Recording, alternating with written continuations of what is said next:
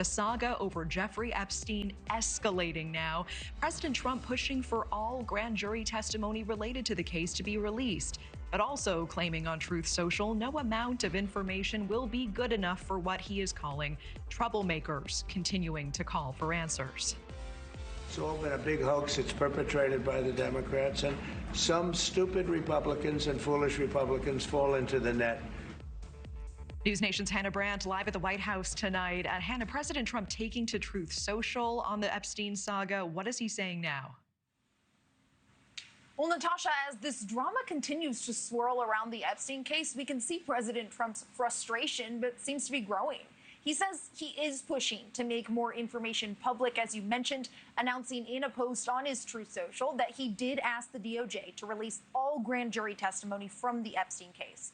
But then he did argue, even if that does happen, and that's an if, that won't be enough for what he called the troublemakers and radical left lunatics. Now, all of this comes after the Wall Street Journal published a story in which they described this sexually suggestive letter that President Trump allegedly wrote to Jeffrey Epstein decades ago.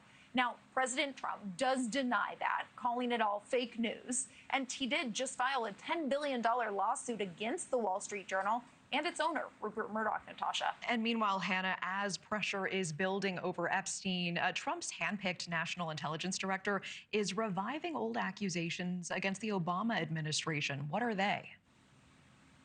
Well, very serious allegations. Director of National Intelligence Tulsi Gabbard is accusing the Obama White House of treasonous conspiracy. Now, that's because Gabbard says former President Obama and several of his top officials manufactured intelligence to push what the Trump administration has been referring to as the Russia hoax.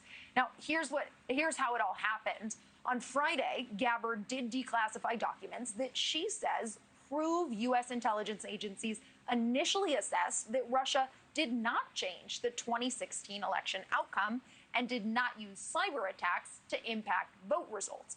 But the controversy is that Gabbard says the Obama White House had an internal meeting and allegedly manipulated information to say otherwise. The results of that meeting, which we released yesterday, and these over 100 documents that talk about in detail how President Obama and his team, he directed a manufactured piece of intelligence that detailed not if, but how Russia tried to influence the outcome of the United States election that President Trump won in November of 2016.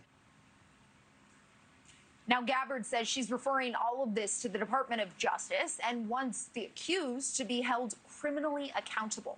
Democrats, though, immediately pushed back on Gabbard's claims. Senate Intelligence Vice Chair Mark Warner saying in a statement you can see on your screen that Gabbard is, quote, once again weaponizing her position to amplify the president's election conspiracy theories.